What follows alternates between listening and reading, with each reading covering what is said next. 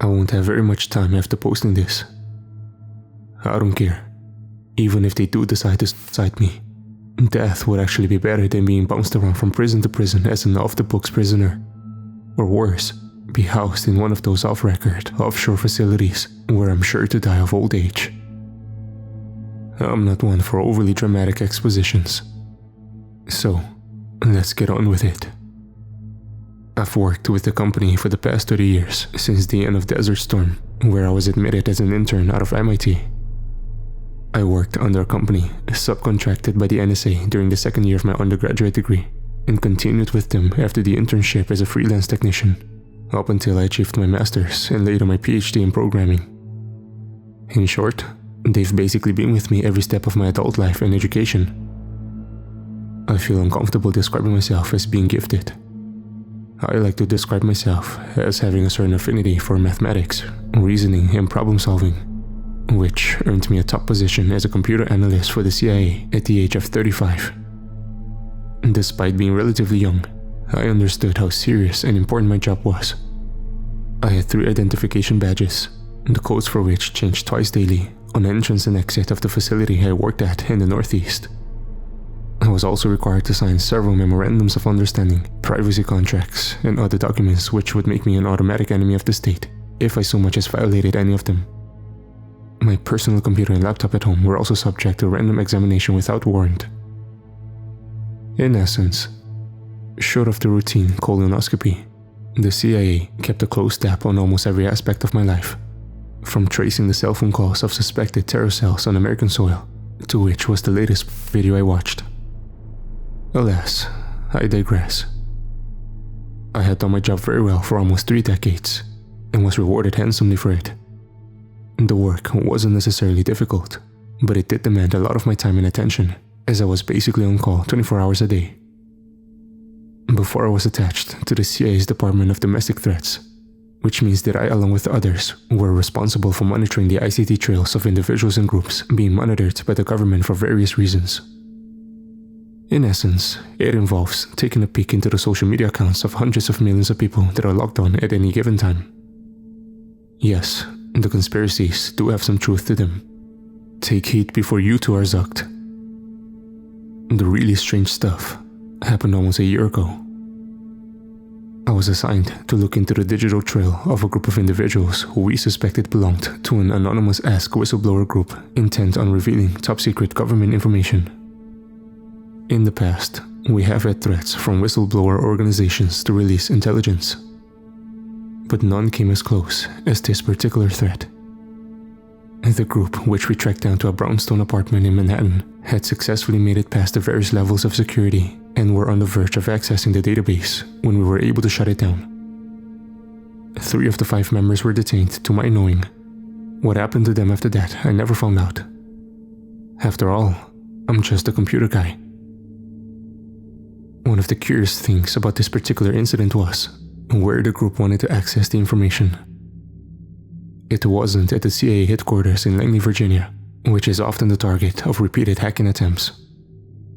Instead, the IP address for the target seemed to be traced to an off-the-books facility somewhere in the Southwest.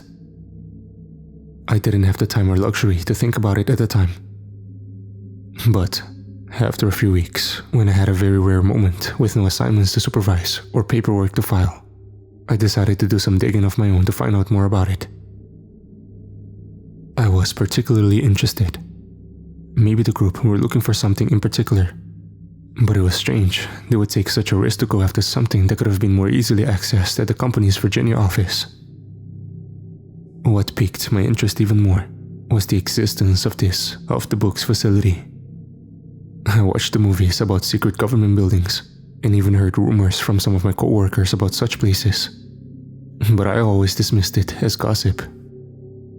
I did the necessary concealments to avoid being traced by the office security measures. Despite being stringent and almost all-seeing, it had flaws, just like any other security system. Small flaws, but if you knew where and when to look, you could turn the book wide open on files, records, field reports, anything you could dream of. Before long, I saw the facility was located in Elgin, Texas, quite literally in the middle of nowhere, and no clearly discernible roads or highways near it. At least, based on the satellite photos I saw. Satellites. Sheesh. I only had a window of 5 minutes, but based on what I gathered, it appeared to be the only building, just about the regular dimensions of your typical office building. Hell, if I didn't know any better, I would have thought the CIA servers made a mistake and were showing me the top of a poultry feed manufacturer or a tractor repair shop. But no, this was the real deal. Not as exciting as Area 51, but what I saw implied that it was one of several links in the information vessels of the CIA, an internal circuit designed to withstand digital attacks from enemies, with Langley being a red herring.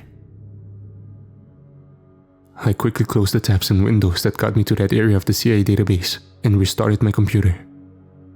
I did it just in time, because no more than 2 minutes later, 2 of the floor supervisors, let's call them Mr. Black and Mr. White, were seen prowling about the cubicles on my end of the floor for no good reason.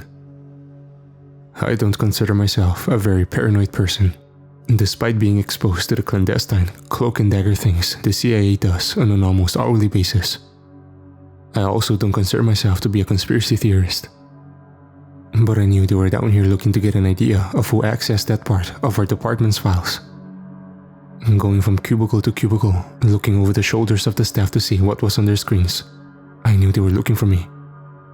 But I was just fast enough. I also knew that just because that I wasn't found this time didn't mean that I had the green light to be careless. Over the next few months, I began using an internet cafe 1 city over to access information. Despite my loyalty to the agency and the fear of what would happen to me if caught, human curiosity won out and got the better of me. Using some technology I bartered from an old friend from MIT, I was able to access data from the Texas facility for 30 minutes once a week. I was able to see a lot of information. Everything from the US blackback operations in various parts of the globe to secrets on global leaders, as well as local politicians who were being monitored for treason and even blackmailed for child. I learned the CIA had a surprisingly close affiliation not only with other international intelligence agencies, but also with several organizations. Well, agencies you just wouldn't normally expect. Namely, the Vatican. There was a lot of files and information being shared in relation to certain priests who were working with the CIA in regime destabilization efforts in certain regions, namely Eastern Europe, the Middle East, East Africa, and Latin America. But the information sharing didn't end there. The CIA was also very much interested in recording and transcribing the works of certain priests who served as exorcists, and their findings in certain cases of supposed possession. Was the CIA interested in fighting boogeymen? I don't know. Based on the large compilation of data I saw, it definitely seemed like they were interested in something. Along with the role of various social media operators in assisting the agency with data and information, I also learned about the deaths and assassinations of certain high-profile people. Oh, by the way, Jeffrey Epstein is in fact dead. His death was planned by the CIA well over a year ago. So despite the memes, he really is gone. Over the next few months, my prowling on the Texas facility gradually got less and less. I considered myself an expert on the actual goings on the global geopolitical scene, and would only watch the news to get a hearty good laugh on how poorly informed the anchors and experts were on panel discussions. This was up until a few weeks ago, when I saw something that piqued my interest yet again. On the web layout of the Texas facility, I saw an icon I hadn't noticed before at the very bottom of the screen. It was in light brown, almost beige text that matched with the background. If you weren't scanning every inch of the screen, you would have missed it. The text of the icon read, Terra View. I right-clicked on it, turned on my invisible cloak and went off. The icon bounced me off of several servers throughout the world, as expected, and had several pop-ups describing the consequences of unauthorized viewing. I had no idea what it was. At first, I thought it would have been a tracking monitor of various secret installations like the Texas facility. But I was wrong. Dead wrong. At first, it seemed like a normal Google Earth search. Nothing special or outstanding about it. I was able to see the roof of the Texas facility again, along with various other places. Nothing particularly spooky or weird jumped out at me. That was before I began noticing the numbers and data that appeared at the sides and corners of the screen. If you're not familiar with how Google Earth works, in essence, you get rudimentary information on the location, coordinates, distances, and area, along with other data on various regions you're looking at. It was in essence the same with this particular software. But the number seemed wrong. It placed the area of certain places much smaller than it really ought to have been. I looked at various places like Pasadena, Miramar, Florida, Mississippi. All of them had grossly incorrect data. How was it possible that all of these places were so incorrectly labeled and calculated? Was it a problem with the algorithm? Or was it just an elaborate prank at my expense? I wasn't convinced of either of these, so I decided to zoom out of the US and do some calculations of my own. When I did, I caught something at the corner of the screen that looked strange. There appeared to be ice caps to the west, where there shouldn't be. And that's when things got weird. I tried rotating the image on the screen using the cursor, and it didn't turn. This wasn't a map. This was the globe. That was impossible. I tried scrolling back and forth to make sense of what I was seeing, but nothing seemed to make any sense. I was confused and a little nervous at this point. By now, 20 minutes had already passed, and I had 10 more left before the cloaking signal would begin to get unreliable. I zoomed back out again, thinking it was an algorithm, as I was once again bounced around as the screen buffered. What came back on did not relieve me. It shook me. What I saw was the place we've been living our entire lives. I saw the Earth. The real Earth. Hundreds of thousands, if not millions of globe-like spheres, attached by what I could only describe as tethers to a massive central sphere as far as the eye could see. I saw no stars, no sun, no moon, or any celestial objects. I felt my eyes water and my mouth open. "Get a fucking room, pal," the man next to me said disgustingly as he got up from his cubicle in the internet cafe. In hindsight, he probably saw my expression and thought I was looking at... I couldn't begin to form rational thoughts in my mind, much less words to respond to him. What was I seeing? Is this real? Was this really where we lived? Our Earth or sphere was located somewhere to the northeast of the mother globe. Well, what I call it. What were these other spheres? What lived there? How could this have been kept a secret? I began to think of the ramifications of such a conspiracy, and reasoned quite simply that, in order for it to be held over the course of centuries, quite literally everybody would have to have been in on it.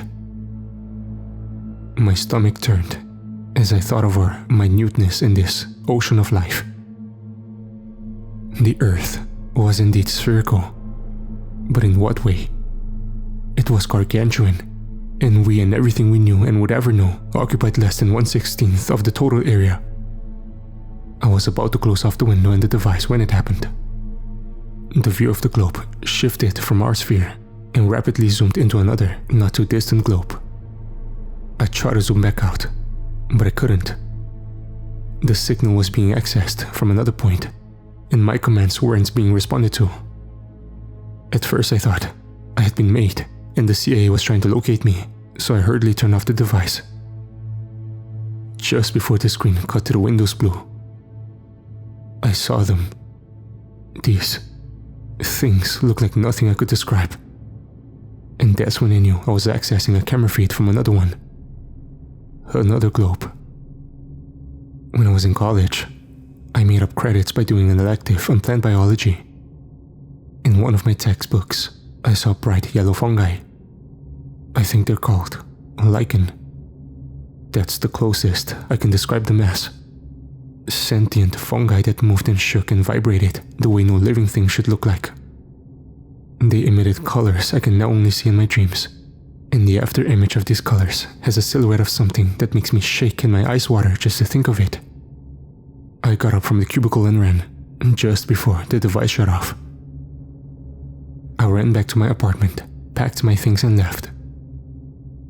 I'm in the south now, with nothing but the clothes I have in my knapsack and a list of regrets.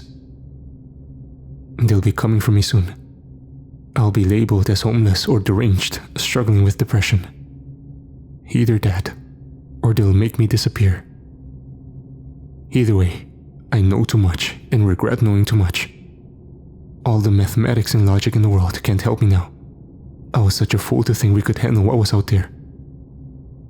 In my final hours, I can only think and reflect on the human mind. How beautifully simple. How I miss being ignorant.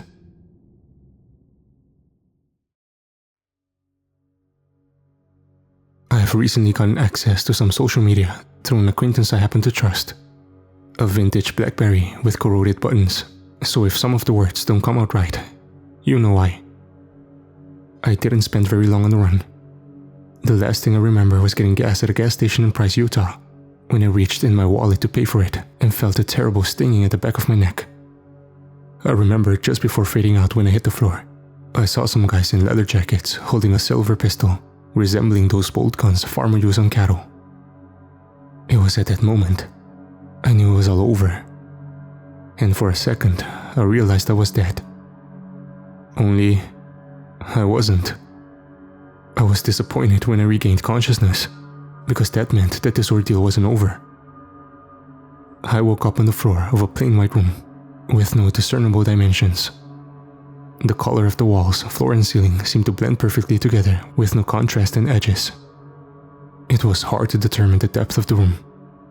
I could have been in a broom closet or a warehouse and I wouldn't know. It felt like waking up into a scene of 2001: A Space Odyssey. The scene where that one astronaut becomes the weird space baby. But I digress. I had trouble finding my balance. But when I was finally able to get a sense of direction, a door opened up on the wall just a few feet in front of me, revealing a black hallway with a middle-aged man in a gray suit standing in the middle. He had hard, cold eyes, like he could order an airstrike on a civilian village just as easy as he would order his lunch, and with the same tone too. Taking a step inside the room, he began his exposition. "You've been peeking into things that you have no business looking into," he said slowly. My head was still spinning from the drugs they used on me, and I began to feel queasy. "Those will wear off soon enough," he said. "Why?" I asked, trying not to throw up. "We couldn't risk you knowing where our little clubhouse is," he replied. "No. Why am I still alive?" I said between gasps. He shot me a curious look, tilting his head to the side. "Don't bullshit me. I know what happens to people like me. Hell, I've spent the better half of my adult life tracking down people like me." Standing just opposite me, I could see one of his eyes was fake. It shone differently and had an odd silver color to it. "Penguins are fascinating creatures. They spend their entire lives in this big group called a colony," he said, as if to ignore me. I was still on the ground at this point. "They're largely social creatures, but every so often, they notice something they wouldn't have noticed before, and go off into the distance, no matter how far, no matter how much it doesn't correspond to all their natural instincts of survival, and go after it. I remember one time I saw a documentary on a penguin that waddled off alone towards some mountains. Hell, I think the little bastard just saw them in his entire life and went off to die just to see the mountains up close. A lot of people think it was the mountains he noticed, when in fact, it was something in himself. Is there a point to any of this? I asked wearily. Come outside, and I'll show you, he said, as another door opened behind me. I almost jumped as I saw another black corridor appear behind me. The man went through first, and I followed him into God alone knows what. We walked for a short while until we got to a bioscanner. With the press of a thumb, he opened a large sliding door, and we entered a room with dozens of computer monitors with about 50 or so staff working behind keyboards, just like me in a previous life. I've done research on you. You're quite the gifted one with all things computers. Half of the people in this room only have jobs because of you and the work you have done in programming. Yeah, but you didn't trank me just to kiss my ass, I said. My patience was beginning to wear thin. If he was going to kill me, torture me or whatever, I wished he got on with it. I know you have no surviving family, no relatives, nobody to miss you. I also know that despite the smart alecky, computer geek facade, you'd much rather be a field operative, but you never had the chance to do so. I stared at him blankly, studying his facial features and expressions. Usually, I was good at this type of thing, but he was different. It was as if every aspect of his face and build were modified to look as unassuming and subtle as possible. I can have you thrown into a modern dungeon with nothing to listen but your own breaths. But you're more valuable because you have something. Information. If you're worried about me talking to the Russians or the Chinese, I won't. I began, but he cut me off with a wicked laugh. Kid, the Russians and the Chinese are already in on this. If anything, we here in the good old US of A are only now trying to play catch-up. The Russians especially, according to our own intel, have had exploration going back to almost a century, especially given their closeness to the North Pole. Then, I began thinking about what I saw. It was only for a few seconds, but I still remember it as clear as day. Some similar, others wildly opposite in color and appearance to ours. The thought of it made me shiver. They have some interesting inhabitants too, the man said, interrupting my thoughts. Some of them are pretty similar to you and I. Others are something straight from nightmares. Hell, we have everything from sentient shadows to inspect people and real-life giants. Over in other spheres, they are the source of all those flying saucers we've been seeing since the 60s. Although, I hear they're all gone now. Then, there are others we just don't know how to describe. Things that don't even look like living creatures, but can project images and voices in your head. Then I remember the camera panning over the creatures I saw in the internet cafe. Those things that didn't seem to have a name or a description, besides being amorphous blobs of existence. There's even a god on one of them, at least according to what we've picked up from the Russians, he said curtly. I looked at him to see if he was laughing, but he wasn't. Shut the fuck up, I said, turning my head away. Hey, dismiss it all you like, but it's what we've heard, and it wouldn't exactly be the strangest of things out there. Not that it would make any difference with what's going to happen to you. So, he was going to kill me.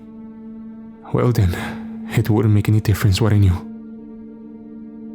How long have you all known? I asked, still trying to study his face for signs of lies.